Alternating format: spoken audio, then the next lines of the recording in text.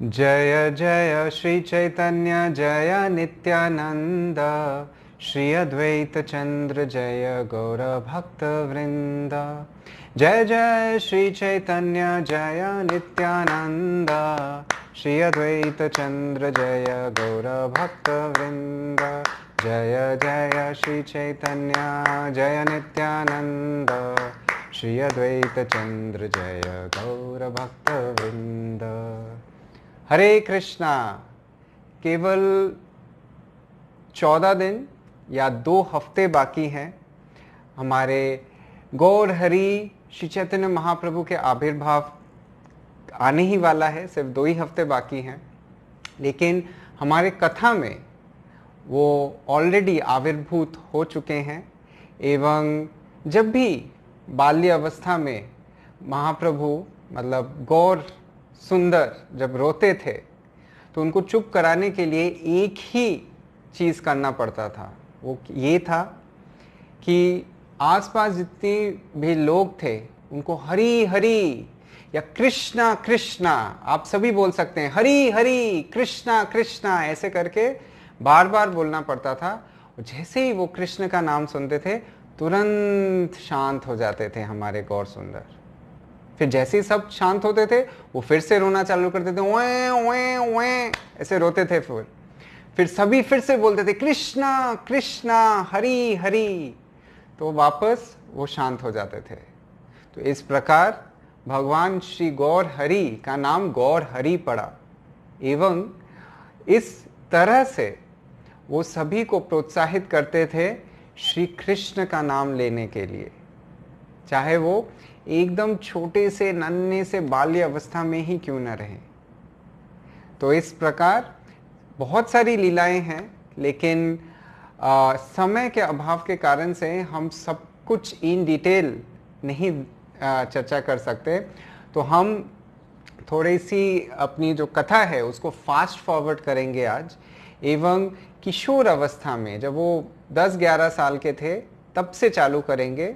हालांकि अगर आप सभी और अच्छे से सुंदर से इन सारी लीलाओं का आस्वादन करना चाहते हैं तो चैतन्य मंगल, चैतन्य भागवत, चैतन्य चरितामृत का सेवन कीजिए, पाठ कीजिए।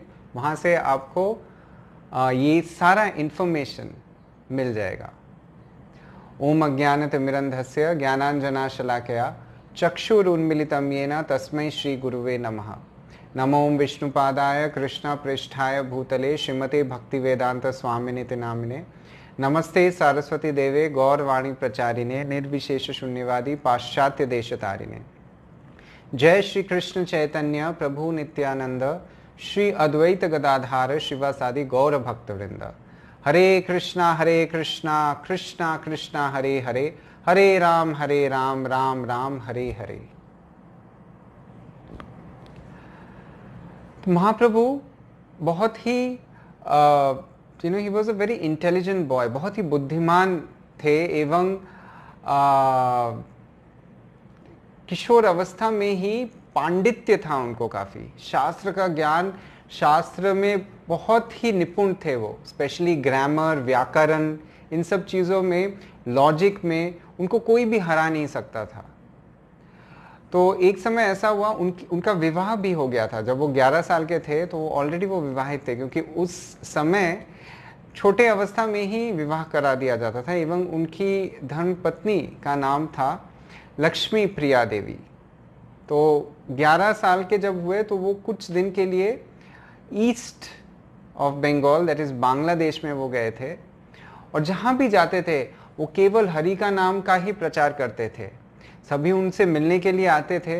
वो जाने जाते थे एक पंडित के रूप में, निमाई पंडित के नाम से वो जाने जाते थे। सब उनको निमाई पंडित बुलाते थे। एवं जहाँ भी जाते थे उनसे मिलने के लिए बहुत सारे लोग आते थे। एवं व्याकरण एवं ज्ञान के साथ साथ वो सबको श्री कृष्ण का नाम, हरे कृष्णा कृष्णा कृष्णा हरे हरे, हरे राम राम राम हरे हरे, ये जो भगवान का नाम है ये लेने के लिए प्रोत्साहित करते थे जहाँ भी वो जाते थे। वहीं उनकी मुलाकात हुई थी एक महान ब्राह्मण से जिनका नाम था तपन मिश्रा। एवं तपन Mishra he completely surrendered to Shri Chaitanya Mahaprabhu. एवं महाप्रभु ने तब उनको आशीर्वाद देते हुए ये कहा कि तुम नवद्वीप में नहीं, तुम चले जाओ वाराणसी, बांग्लादेश से तुम अभी वाराणसी चले जाओ, और बहुत शीघ्र ही कुछ सालों के पश्चात मैं वाराणसी में आने वाला हूँ, और वहाँ मैं तुमसे पुनः भेंट करूँगा। तो महाप्रभु, गौर सुंदर, निमाई पंडित ये तो जानते, ये स्वयं भगवान हैं एवं जानते हैं कि आगे क्या होने वाला है। तो तपन मिश्रा के बारे में हम आगे जब कथा चलेगी, जब महाप्रभु वाराणसी जाएंगे, तब उनके बारे में हमें फिर से चर्चा करने को मिलेगा। तो इसलिए संक्षिप्त में इनके बारे में मैंने कहा। और फिर क्योंकि वो परमात्मा के रूप में हर एक के हृदय में निवास करते हैं, इसलिए भगवान गौर हरि को ये समझ में आ गया था कि उनके विरह वेदना में लक्ष्मी प्रिया देवी अपना देह त्याग कर दी थी वहाँ नवद्वीप में, जब वो बांग्लादेश आए थे, एवं वो पुनः गमन करे, यहाँ प्रस्थान करे एवं आए, पहुँचे नवद्वीप एवं अपने माता सची देवी को शांत कराने की कोशिश किए। माता सची तब अपने पति देव को भी खो चुकी थी, अकेली थी, विधवा थी, एवं उनके कहने पर महाप्रभु ने पुनः विवाह किया विष्णु प्रिया देवी के साथ। एवं आज भी आप अगर नवद्वीप में जाएंगे, धामेश्वर महाप्रभु नाम से एक विग्रह है, बहुत ही सुंदर एवं प्रचलित विग्रह है, जो महाप्रभु ने स्वयं कार्व किया था एवं विष्णु प्रिया देवी को दिया था उनकी पूजा के लिए, जब वो संन्यास लेके गए थे। खैर, इसकी चर्चा हम बाद में करेंगे, क्योंकि इतना सुंदर है, इतना कुछ है महाप्रभु के बारे में बोलने के लिए, गौर सुंदर के बारे में बोलने के लिए। एवं क्योंकि 530-32 साल पहले ही उनका आगमन हुआ था इस धराधाम में, तो बहुत सारे कवियों ने, बहुत सारे वैष्णवों ने बहुत सारे ग्रंथ लिखे हैं उनके बारे में, बहुत सारे श्लोक, अनगिनत चीज़ें उनके बारे में लिखी गई हैं, छोटी से छोटी लीलाओं के बारे में बताया गया है। तो आप सभी को ये सारी लीलाएं बताने के लिए मैं जब इनका अध्ययन करता हूँ तो मेरे अंदर भी एक स्फूर्ति आ जाती है, और इसलिए जब भी मैं किसी व्यक्तित्व के बारे में या किसी लीला के बारे में चर्चा करता हूँ, तो वो सारी जगह क्योंकि यहाँ पे अभी भी मौजूद है, तो मुझे उनकी याद आ जाती है। तो इस वजह से मैं आपके साथ जब चर्चा करता हूँ तो उनकी याद मुझे आ जाती है। खैर, महाप्रभु जब 11 वर्ष के थे तभी वो छोटे छोटे बच्चों को पढ़ाना चालू कर दिए थे, क्योंकि उनमें बहुत पांडित्य था। तो एक बार केशव कश्मीरी नामक एक महान पंडित, जो दिग्गज थे, पूरे भारत में उन्होंने अपना झंडा गाड़ा था, उनको सुनने में आया कि एक महान पंडित रहता है, एक छोटा बालक है निमाई पंडित बोल के, जो नवद्वीप में वास करता है। और मैं आपको बता दूं, नवद्वीप उस वक्त it was like a scholarly place, एक ऐसा स्थान था जहाँ पे ग्रंथों का अध्ययन, व्याकरण, लॉजिक, इन सब चीज़ों के बारे में बहुत ही चर्चा होती थी, एवं बहुत पंडित जो रहते थे वो यहाँ से उत्पन्न होते थे, नवद्वीप से। तो वो फिर यहाँ केशव कश्मीरी जी यहाँ पे आए। उस समय हमारे गौर हरि जो हैं अपने छात्रों को लेके गंगा के तट पे, संध्या का समय था, वो बैठे हुए थे, एवं जब वो उनके साथ उनको शिक्षा दे रहे थे, तब केशव कश्मीरी जी वहाँ पहुँचे, एवं उनके साथ जब वार्तालाप हुआ तो महाप्रभु एक बहुत ही हम्बल पोजीशन लिए, बहुत ही एक दयनीय भाव से उन्होंने उनका नमन करते हुए उनको प्रोत्साहित किया, कुछ शब्द, कुछ काव्य, कुछ कविता बोलने के लिए। तो महाप्रभु ने तब केशव कश्मीरी जी ने कहा, क्योंकि मैं गंगा जी के तट पे हूँ, तो गंगा जी का व्याख्यान करते हुए, उनका ग्लोरिफिकेशन करते हुए मैं कुछ श्लोक आपको सुनाता हूँ। और वो 100 श्लोक सुनाए गंगा जी का व्याख्यान करते हुए।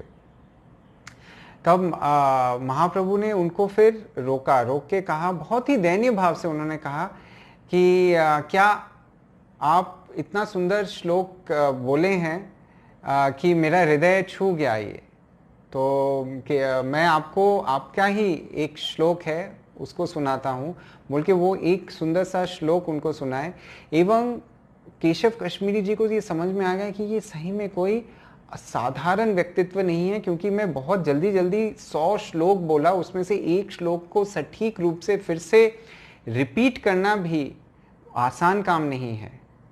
तब महाप्रभु ने उनसे कहा कि उनका ये जो श्लोक है इसमें 5 दोष है एवं 5 आभूषण हैं। एवं उसका व्याख्यान जब उन्होंने किया तब केशव कश्मीरी जी को समझ में आया कि ये एक बहुत मेरे से ज़्यादा बड़े पंडित हैं। उनके हृदय में जो दंभ आ गया था, जो प्राइड आ गया था, क्योंकि वो उनमें बहुत पांडित्य था, उसका वो चकनाचूर हो गया। वो सरस्वती देवी को बहुत मानते थे और उन्होंने महाप्रभु से कहा कि ये कैसे संभव है कि मैं इतना बड़ा पंडित होके एक बालक जो 11 साल का बालक है उसके सामने मैं हार मान गया, ये कैसे हुआ। तो महाप्रभु क्योंकि भगवान है, परमात्मा है, वो भी जानते हैं कि केशव कश्मीरी जी जो हैं वो सरस्वती जी के उपासक हैं। तो उन्होंने कहा कि जिस प्रकार सरस्वती देवी आपके मुखमंडल से आपके हृदय में ज्ञान प्रकाशित करती हैं, उसी तरह उन्होंने ही मुझे प्रोत्साहित किया कि मैं आपका श्लोक सुन के मेरे अंदर वो मेमोरी दिया उन्होंने कि मैं ये याद रख सकूं। तो केशव कश्मीरी जी बहुत ही हताश होकर चले गए एवं रात को सरस्वती देवी स्वयं उनके सपने में आके उनसे कही कि हे मूर्ख, तुमको पता नहीं तुम किससे जाके आज भिड़े थे, तुम किससे जाके डिबेट कर रहे थे, वो स्वयं नारायण हैं, जाओ जाके उनसे क्षमा मांगो। तो अगले दिन ही फिर आके केशव कश्मीरी जी ने अपने आप को सरेंडर किया महाप्रभु के श्री चरणों में। इस प्रकार दिन गुजरते गए, साल गुजरते गए एवं नवद्वीप में एक जैसे उन्होंने हरिनाम संकीर्तन और हरि का नाम का प्रचार करना चालू किया, लेकिन एक गुप्त अवस्था में। आप सभी के साथ मैं चर्चा कर ही चुका हूं कि उस वक्त जो सूफी संत थे एवं जो मुस्लिमों का जो आक्रोश था, उसके वजह से everything used to be hidden and secret. सभी लुका छुपी करते हुए ये संकीर्तन का यज्ञ चल रहा था। महाप्रभु के बगल में ही उनके नेबर थे श्रीवास ठाकुर, एवं श्रीवास ठाकुर के घर पे हर दिन शाम को श्रीवास आंगन, आज भी आप जा सकते हैं, it is known as Srivas Angan. Mayapur में हमारा जो बड़ा विशाल हेडक्वार्टर्स है, उसमें वहाँ जाने से बिल्कुल पहले ही रास्ते में ही आता है श्रीवास आंगन, जो महाप्रभु हर दिन रात को वहाँ पे संकीर्तन करते थे अपने बहुत ही निकटतम पार्षदों के साथ, अपने बहुत ही निकटतम भक्तों के साथ। एवं all these used to happen under closed doors, बंद दरवाजे के पीछे छुपते छुपाते ये सारी चीज़ें होती थी, क्योंकि अगर आप खुलेआम करेंगे तो मुसलमान कत्लेआम कर सकते थे।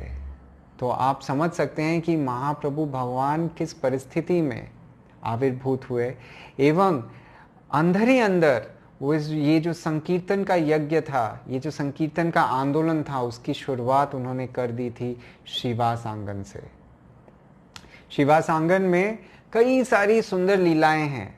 उनमें से एक लीला ऐसा है कि एक दिन महाप्रभु महाभाव में आए एवं शालिग्राम, श्रीवास ठाकुर के जो शालिग्राम थे उनको लेके बैठ के वो बोले, आज मैं बहुत ही प्रसन्न हूँ मेरे सारे भक्तों से, जाओ जिसको जिसको जो मांगना है मांगो, मैं सबकी मन की इच्छा आज पूर्ण करना चाहता हूँ। तो इस प्रकार उनके जितने भी निकटतम पार्षद थे, चाहे वो कौला बेचा श्रीधर हो, जो एक बहुत ही गरीब केला बेचने वाला इंसान था, एवं बाल्य अवस्था से ही महाप्रभु के साथ एक बहुत ही सुंदर आदान प्रदान होता था उनका, क्योंकि महाप्रभु छोटे बालक के रूप में जब बाजार जाते थे और वहाँ कोलाबेचा श्रीधर से मिलते थे तो उनके साथ वो नेगोशिएट करते थे कि नहीं, तुम दाम ज़्यादा लगाते हो, हमेशा हर दिन केले का दाम ज़्यादा लगाते हो। तो हर दिन कोलाबेचा श्रीधर महाप्रभु का सुंदर मुखमंडल देख के फ्री में ही दे देते थे, अपने जितने भी उनके पास केले रहते थे वो फ्री में दे देते थे। तो इस तरह से महाप्रभु के बहुत सारे निकटतम पार्षद थे जिनके साथ महाप्रभु का बहुत ही पर्सनल इंटरैक्शन होता था, सबको एक एक करके वो बुला रहे थे। उनमें से एक भक्त थे जिनका नाम था मुकुंद दत्ता। मुकुंद दत्ता थे तो बहुत ही महान भक्त, लेकिन कभी कभी वो जाके जो मायावादी संघ हैं उनके वहाँ पे बैठ के उनका भाष्य भी सुनते थे। तो इसीलिए महाप्रभु थोड़े से क्रुद्ध थे, थोड़े से क्रोधित थे उनके ऊपर कि क्यों मेरा भक्त होके वो वहाँ जाके सुनता है, अंड संड अनाप शनाप चीज़ें सुनता है। तो इसलिए महाप्रभु उनको त्याग कर दिए थे और वो भी समझे थे कि महाप्रभु उनके ऊपर थोड़े से क्रुद्ध हैं। अब आपके करीबी लोग हैं, आप क्रोधित रहेंगे तो उनको भी तो समझ में आएगा कि आप थोड़ा सा क्रोधित हैं उनके ऊपर, तो उनको भी समझ में आ रहा था। हालांकि मुकुंद दत्ता के बारे में ये बता दूं कि वो कृष्ण लीला में वृंदावन के एक महान गायक थे जो कृष्ण के लिए गाते थे हर दिन। एवं मुकुंद दत्ता भी एक बहुत ही महान गायक थे। एवं मुकुंद दत्ता एवं वासुदेव दत्ता, ये जो दो भाई थे, ये बहुत ही सुंदर सुंदर गीत लिखे हैं एवं गाते थे वो महाप्रभु के लिए। लेकिन उस दिन महाप्रभु बहुत क्रोधित थे उनके ऊपर। एवं महाप्रभु ने सभी को आशीर्वाद दिया, यहाँ तक कि अपनी माँ सची माता को भी उन्होंने क्षमा कर दिया एवं कृष्ण का प्रेम दिया। क्षमा क्यों किया? क्योंकि उनके जो ज्येष्ठ भ्राता थे जिनके बारे में हम पहले चर्चा कर चुके हैं, विश्वरूप, वो अद्वैत आचार्य के संग में आके घर त्याग करके एक सन्यासी बन गए थे एवं घर छोड़ दिए थे, कहीं चले गए थे। और इस वजह से सची माता जो एक विधवा थी एवं माँ थी, घर छोड़ के अगर संतान चला गया है, चाहे वो सन्यासी ही क्यों ना बन गया हो, लेकिन माँ का हृदय तो जलता ही है बेटे के विरह में। तो इस वजह से वो थोड़ी सी क्रुद्ध थी अद्वैत आचार्य के ऊपर। हालांकि अद्वैत आचार्य का कोई भी हाथ नहीं था इसमें, तो इस वजह से वो वैष्णव अपराधी बन गई थी। लेकिन उस दिन महाप्रभु ने अपनी माँ को भी क्षमा कर दिया एवं उनसे कहा कि जाके अद्वैत आचार्य जो शांतिपुर में रहते हैं वहाँ जाके उनके श्री चरणों से धूल लेके अपने सिर पे लगाओ, ताकि तुम इस वैष्णव अपराध से मुक्त हो जाओ और तुम्हें भी मैं कृष्ण प्रेम दान करता हूँ। लेकिन मुकुंद दत्ता जो बाहर खड़े थे वो रो रहे थे, विलाप कर रहे थे कि सबको कृष्ण का प्रेम दिए हैं महाप्रभु, लेकिन मुझे ही केवल नहीं दिए।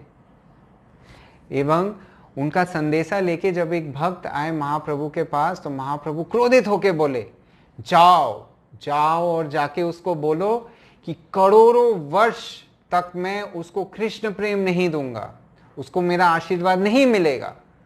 जब ये भक्त जाके मुकुंद दत्ता से ऐसा कहे कि महाप्रभु ने क्रोधित होकर कहा कि करोड़ों वर्ष तक वो तुमको कृष्ण का प्रेम नहीं देंगे, तो ये सुन के विलाप के जगह मुकुंद दत्ता जोर जोर से हंसने लगे एवं आनंदित हुए एवं नाचने लगे वो, और बोले कि चलो करोड़ों वर्ष ही सही, लेकिन ये आशा तो है, महाप्रभु ये तो कहे हैं कि वो मुझे कृष्ण का प्रेम देंगे, तो मुझे फिर किस बात की चिंता है। अगर महाप्रभु मेरे ऊपर आशीर्वाद रखेंगे चाहे वो करोड़ों वर्ष बाद ही क्यों ना हो।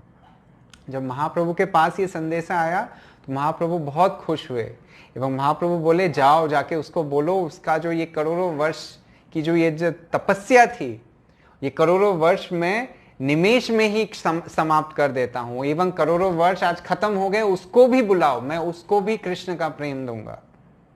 तो इस तरह से बहुत सुंदर तरीके से महाप्रभु लीला करते थे, ये जो संकीर्तन का यज्ञ है, ये जो संकीर्तन का मूवमेंट है, ये जो संकीर्तन का आंदोलन है, उसकी शुरुआत हो गई थी श्रीवास आंगन से।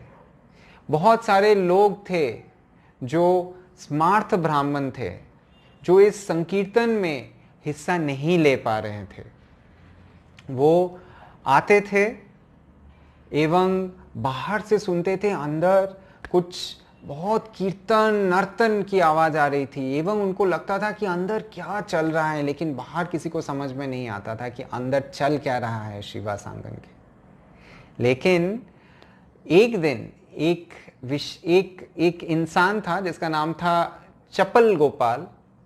वो बहुत ही ज्यादा एनवियस फील कर रहे थे कि मुझे क्यों नहीं अंदर प्रवेश करने दिया जा रहा है। तो उन्होंने क्या किया, श्रीवास ठाकुर को नीचा दिखाने के लिए उनके घर के सामने मदिरा, मांस, सिंदूर इत्यादि सब रख के कहा कि अरे ये तो भवानी का तांत्रिक है, ये कोई भक्त वक्त नहीं है।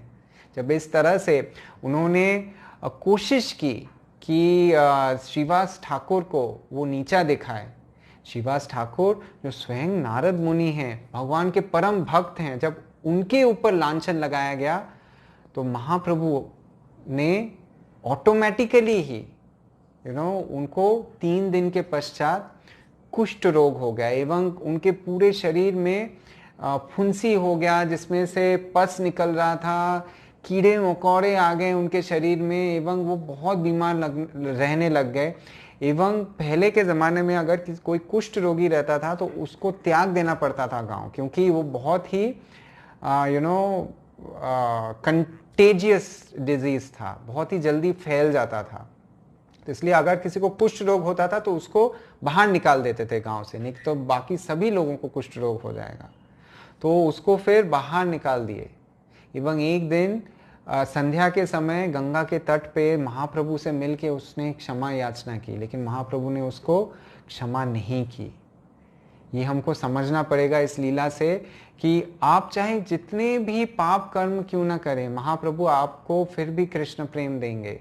लेकिन अगर आप किसी वैष्णव का दिल दुखाए, यदि आप किसी भक्त के हृदय को चोट पहुंचाए, तब महाप्रभु आपको बिल्कुल क्षमा नहीं करेंगे। अगर आपको महाप्रभु के इस आंदोलन का हिस्सा बनना है, महाप्रभु से कृष्ण का प्रेम पाना है, तो कभी भी किसी को भी, चाहे वो भक्त हो या कोई बाहर का इंसान हो, जाने अनजाने कभी हो जाता है, लेकिन जानिया बुझिया जान के किसी को कष्ट मत दीजिए, नहीं तो फिर महाप्रभु अपनी कृपा को हटा लेते हैं वहाँ से।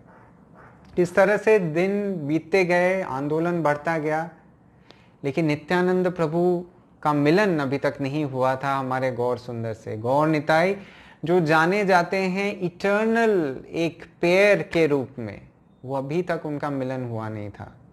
वहाँ पे एक चक्र में बहुत साल पहले जब 8 वर्ष के थे, तब नित्यानंद प्रभु भी घर त्याग दिए थे, क्योंकि उनके घर में एक महान ऋषि मुनि आए थे एवं भिक्षा में नित्यानंद प्रभु के पिता से उन्होंने नित्यानंद प्रभु को ही मांग लिया था। एवं नित्यानंद प्रभु वैरागी बन गए थे, एक अवधूत तो थे ही वो, एवं चारों तरफ भ्रमण कर रहे थे। यहाँ नित्यानंद प्रभु भ्रमण कर रहे थे, वहाँ विश्वरूप जो महाप्रभु के भाई के रूप में, अपने भाई के रूप में पैदा हुए थे, वो भी गमन कर लिए थे एवं वो भी चारों तरफ घूम रहे थे। एवं महाराष्ट्र में पंढरपुर जिले में ये दोनों एक हो गए, विश्वरूप गायब हो गए, या ऐसा कह सकते हैं उन्होंने अपने देह को त्याग दिया। एवं he became one with Nityananda Prabhu. Nityananda Prabhu जो स्वयं बलराम हैं एवं विश्वरूप जो महाविष्णु हैं, जो बलराम से ही एक्सपैंड होके आते हैं, अब एक बन गए थे। अभी वो बलराम जी ही थे जो नित्यानंद प्रभु के रूप में भारत भूमि में विचरण कर रहे थे। वृंदावन में जब इस तरह विचरण करते हुए नित्यानंद प्रभु पहुंचे तो बहुत ही ज्यादा उनको विरह वेदना हो रही थी महाप्रभु के लीला में प्रवेश करने के लिए। तो तब वो नवद्वीप में आए। नवद्वीप में आ तो गए थे, लेकिन मिलेंगे कैसे महाप्रभु से? भगवान श्री बलराम एवं भगवान श्री कृष्ण का मिलन होने वाला था गौर एवं निताई के रूप में। एवं ही तो नहीं हो सकता है, उसके लिए भी एक बहुत सुंदर एक लीला की सृष्टि होती है। तो वो छुपे हुए थे एक भक्त के घर में जिनका नाम था नंदन आचार्य या अनंत आचार्य के श्रीपाठ में या घर में वो छुपे हुए थे। और यहाँ महाप्रभु को भी बहुत ही ज़्यादा दे आर इटर्नल पेयर्स, हालांकि वो कभी एक दूसरे से इस लीला में अभी तक नहीं मिले थे, लेकिन वो हमेशा जुड़े हुए तो हैं ही। एवं महाप्रभु को भी ये समझ में आ रहा था कि नित्यानंद प्रभु का आगमन हो गया है श्री मायापुर में नवद्वीप में। एवं वो अपने निकटतम पार्षदों से, हरिदास ठाकुर से एवं चंद्रशेखर आचार्य से, इन सभी से, वो शिवास पंडित से, इन सब से बोले कि एक बहुत ही महान व्यक्तित्व आ गया है नवद्वीप में। एवं वो नीले रंग का वस्त्र पहने हुए हैं एवं लंबी लंबी भुजाएं हैं, सुंदर सुंदर केश हैं, स्फटिक के तरह सफेद एवं गोरा है एवं बहुत ही सुंदर हैं देखने में। जाओ जाके खोजो उनको एवं उनको मेरे पास लेके आओ। 9 घंटों तक इन सभी ने खोजा, लेकिन कहीं भी उनको ऐसे व्यक्तित्व नहीं मिले। जब वो वापस आए तो महाप्रभु को समझ में आ गया कि नित्यानंद प्रभु जो स्वयं बलराम हैं वो लीला कर रहे हैं उनके साथ। और इस प्रकार महाप्रभु अगले दिन पहुंच गए, उनको तो पता ही था सब कुछ, तो अपने सारे भक्तों को लेके वो पहुंच गए अनंत आचार्य के श्रीपाठ में, जो उनके घर से थोड़ी ही दूरी पे थी। एवं वहां जब वो प्रवेश किए तब सभी ने एक बहुत ही सुंदर व्यक्तित्व का दर्शन किया, जो है नित्यानंद प्रभु, जो एक सिंहासन पे बैठे हुए थे। नीले रंग का वसन था उनका, केश घुंघराले लटक रहे थे, सुंदर सुंदर खिंची हुई आंखें थी एवं बहुत ही गोरे थे एवं ऐसे जैसे ज्योति निकल रही थी उनके अंदर से। सब जब उनका दर्शन किए तब दंग रह गए उनके सौंदर्य को देख के। निताई गुणमणि आमार, निताई गुणमणि, आनिया प्रेमेरो बन्या भासाइलो अबनी। प्रेमेर बन्या लइया निताई आइला गौर देशे, डुबिलो भकत गण दीनहीन भाषे। निताई गुणमणि आमार, निताई गुणमणि, आनिया प्रेमेरो बन्या भासाइलो अबनी। जब सभी दर्शन कर रहे थे नित्यानंद प्रभु का, तब महाप्रभु को लगा कि सभी को ये पता चलना चाहिए कि नित्यानंद प्रभु एक बहुत ही विशेष व्यक्तित्व हैं। एवं उन्होंने एक श्लोक जो भागवतम में आता है उसका पाठ किया, जो कृष्ण के ऊपर है, उनके सौंदर्य के ऊपर है। और ये सुनते साथ नित्यानंद प्रभु में अष्ट सात्विक विकार आ गए एवं वो जमीन पे लौटना चालू कर दिए, कृष्ण कृष्ण कृष्ण करके। एवं ऐसी परिस्थिति, ऐसी अवस्था में अष्ट सात्विक विकार उनके अंदर जो भाव आ रहा था वो देख के सभी भक्त दंग रह गए। सभी को समझ में आ गया कि ये और कोई नहीं बल्कि बलराम जी स्वयं हैं। जो निकटतम पार्षद थे, जो निकटतम भक्त थे गौर निताई के, उन्हीं को ये समझ में आता था कि आखिर गौरंग महाप्रभु हैं कृष्ण एवं नित्यानंद प्रभु हैं बलराम।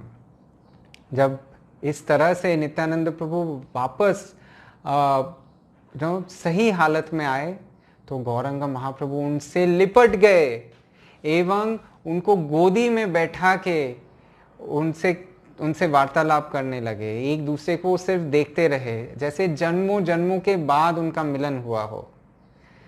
ये जब भी मैं पढ़ा तो मुझे लगा कि कितना ही सुंदर वो, that scenario must be so beautiful, वो सीन कितना ही सुंदर होगा जहाँ गौर और निताय, कृष्ण और बलराम का पुनः मिलन हो रहा है। और ऐसा स्थान आज भी है, हम सभी वहाँ जा सकते हैं। अनंताचार्य का श्रीपाठ भी आज भी मायापुर का हमारा जो हेडक्वार्टर है उसके तुरंत बाद ही वो आता है। तो ये सारे स्थान जहाँ महाप्रभु आज से केवल 532-33 साल पहले ही ये लीला किए हैं नवद्वीप में, ये यहाँ से कुछ ही दूर, करीब 300 किलोमीटर दूर कलकत्ते से ही है। और हम सभी इन सारे